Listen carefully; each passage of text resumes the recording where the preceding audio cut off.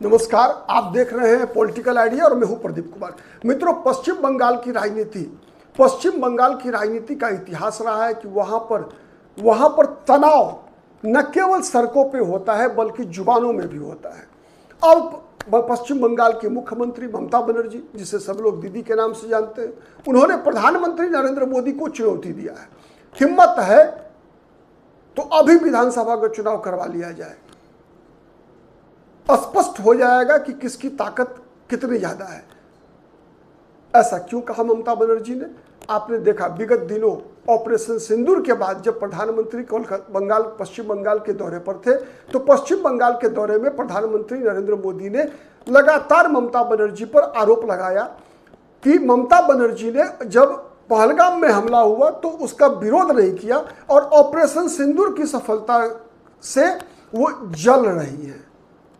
लगातार प्रधानमंत्री के बयान के बाद भी फिर गृह मंत्री वहां पहुंचे। गृह मंत्री का भी बयान लगातार ममता बनर्जी के खिलाफ चला रहा है कि ममता बनर्जी तुष्टीकरण में व्यस्त हैं। भारतीय जनता पार्टी का यह आरोप है कि ममता बनर्जी 2011 में जब से मुख्यमंत्री बनी तब से जिन शक्तियों के खिलाफ चुनाव जीतकर जिस व्यवस्था के खिलाफ चुनाव जीतकर वो मुख्यमंत्री बनी थी, उसी व्यवस्था का अंधानुकरण कर लिया।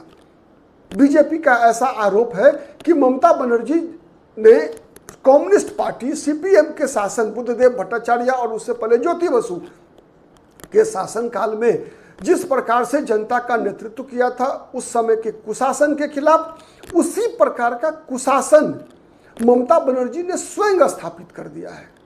भारतीय जनता पार्टी का यह आरोप है कि पश्चिम बंगाल में उसी प्रकार से टीएमसी अपने विरोधी दलों के कार्यकर्ताओं के प्रति हिंसा करती है, जिस प्रकार से कभी सीपीएम के लोग टीएमसी के कार्यकर्ताओं के साथ किया करते थे। भारतीय जनता पार्टी के नेताओं का यह आरोप ममता बनर्जी पर है कि ममता बनर्जी अपने विपक्षी नेताओं के खिलाफ उसी प्रकार का व्यवहार करती है जिस प्रकार का व्यवहार सीपीएम की सरकार के दौरान ममता बनर्जी के साथ राइटर्स बिल्डिंग में किया गया था या फिर पश्चिम बंगाल के विधानसभा में किया गया था।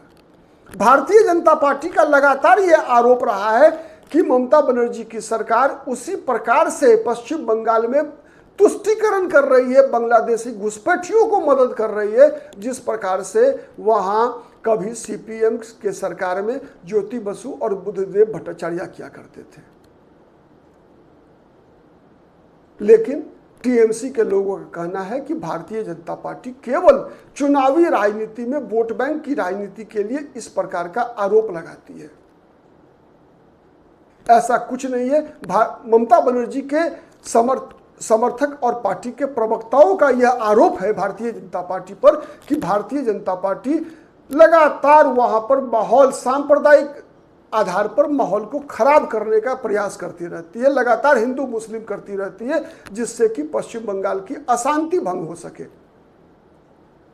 अब इन दोनों के बीच जो तनातनी है उसका फैसला तो आने वाले दिनों में विधानसभा चुनाव के दौरान होगा। लेकिन एक राजनीतिक विश्लेषक होने के नाते दो चार बातें जो हमारे समझ में आती है वो मैं आपके समक्ष रखना चाहूंगा। सबसे पहला बात तो यह है कि किसी भी राज्य सरकार का चुनाव के परिणाम आने के बाद राज्य के मुख्यमंत्री का यह दायित्व होता है कि उसके लिए पूरे राज्य की जनता बराबर होती है, न कि केवल वो लोग उनके लिए प्राथमिकता होते हैं जिन लोगों ने उनको वोट देकर चुनाव जिताया है। लेकिन लगातार आप कह सकते हैं 30-33 वर्ष पश्चिम बंगाल में सीपीएम का शासन रहा और उसके बाद 2011 से लेकर अब तक 25-26 तक रहेगा, 15 साल ये ममता बनर्जी का शासनकाल में लगातार एक बात तो सच्चाई है कि वहां पर विपक्ष के नेताओं के साथ हिंसात्मक व्यवहार होता रहा। पहले उसका परिणाम कांग्रेस पार्टी जब विपक्ष में थी उसको भुगतना पड़ा। उसके बाद जब कांग्रेस वहां तीसरे नंबर की पार्टी बन गई, ममता बनर्जी कांग्रेस से अलग होकर अपनी राजनीतिक दल बनाई टीएमसी, तृणमूल कांग्रेस, तो फिर ममता बनर्जी की पार्टी के लोगों के साथ ऐसा होने लगा।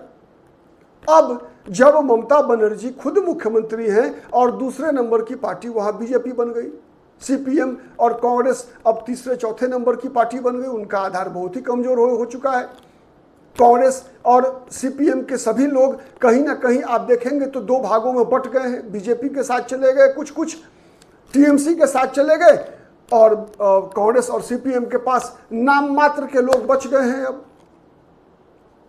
तो जिस प्रकार के शासन का विरोध करके ममता बनर्जी कानून व्यवस्था के मोर्चे पर, वोट बैंक की राजनीति के मोर्चे पर सरकार में आई थी, उसी रणनीति पर ममता बनर्जी स्वयं चल रही है।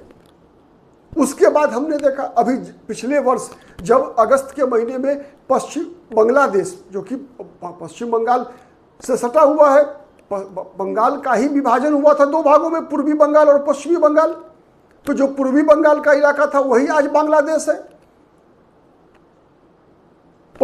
जो बंगाल का मुस्लिम बहुल इलाके थे वो चले गए, पूर्वी बंगाल हो गया, पाकिस्तान में चला गया था, जो कि बाद में बांग्लादेश बना है। और जो हिंदू बहुल इलाका था पश्चिम बंगाल, वो भारत में रहा।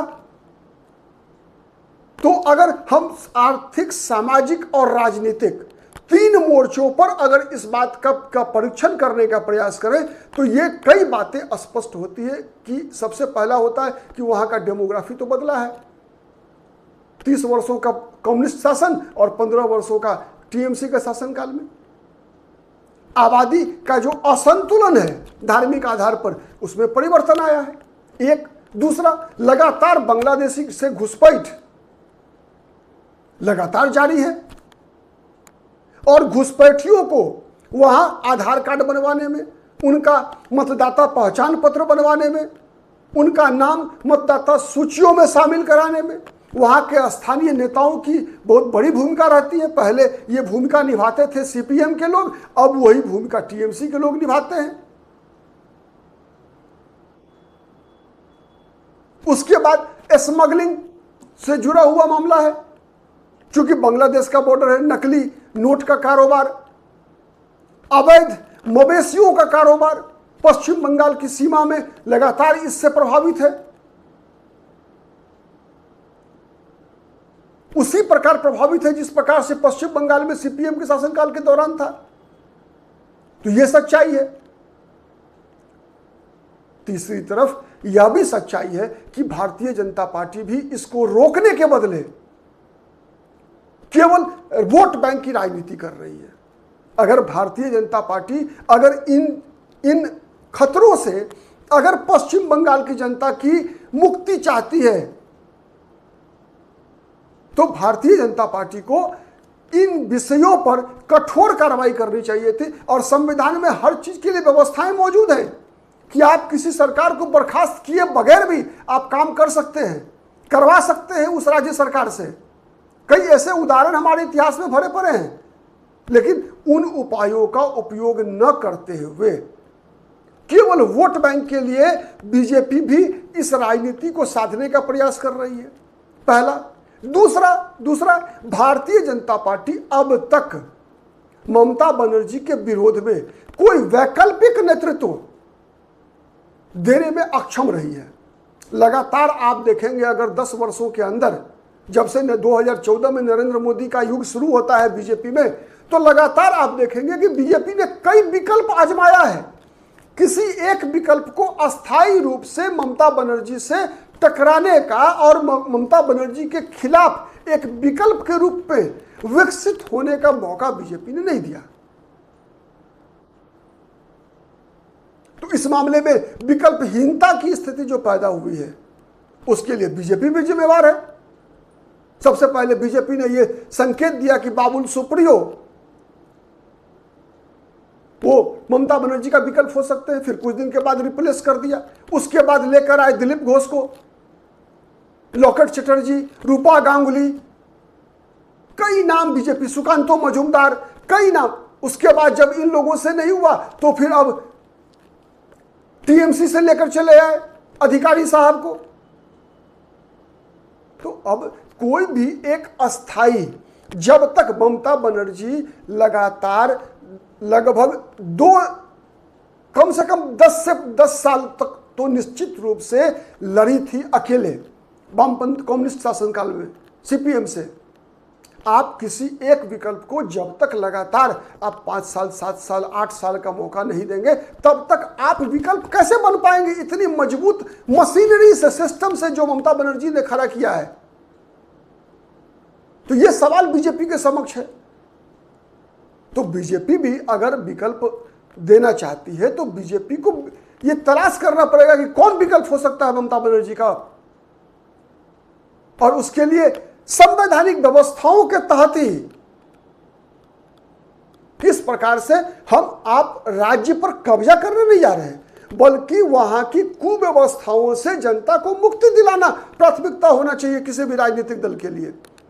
लेकिन केवल अगर आपका स्वार्थ कि हम किसी अपने पसंद के व्यक्ति को वहां पर सरकार में ले आए, यही अगर आपके लिए अगर आपकी इच्छा है केवल, तो वो इच्छा आपकी पूरी नहीं हो सकती। तो यह समस्या पश्चिम बंगाल के नागरिकों के साथ है। वहां की जनता तो मजबूर है, वैसे ही जैसे सीपीएम के शासनकाल में थी, आज ममता बनर्जी के शासनकाल में है।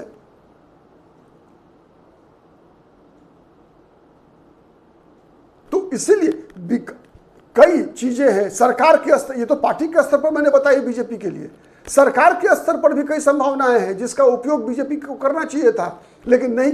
बीजेपी का ध्यान केवल चुनाव जीतने पर होता है। 2021 का विधानसभा चुनाव तक बीजेपी 180 किलोमीटर के रफ्तार से चल रही थी। चुनाव संपन्न हो गया, उसके बाद बीजेपी का संघर्ष खत्म, 4 साल तक संघर्ष बंद, फिर 5वें साल में आते हैं। बीच में केवल लोकसभा चुनाव के दौरान कुछ दिन के लिए आए थे। तो ये चुनावी मौसम वैज्ञानिक की तरह अगर आप ममता बनर्जी का मुकाबला करना चाहते हैं तो नहीं कर पाएंगे। ममता बनर्जी का मुकाबला करने के लिए ममता बनर्जी के स्टाइल में ही बीजेपी को भी एक फाइटर चाहिए। वहां जिस प्रकार से ममता बनर्जी ने संघर्ष किया था सड़क पर, सड़क से लेकर सचिवालय तक, राइटर्स बिल्डिंग तक, भवानीपुर से लेकर राइटर्स बिल्डिंग तक, उस सिंगूर तक, उस नंदीग्राम तक, वैसे ही बीजेपी को भी ममता बनर्जी के खिलाफ आंदोलन खड़ा करना पड़ेगा। तब बीजेपी वहां ममता बनर्जी का विकल्प बन पाएगी।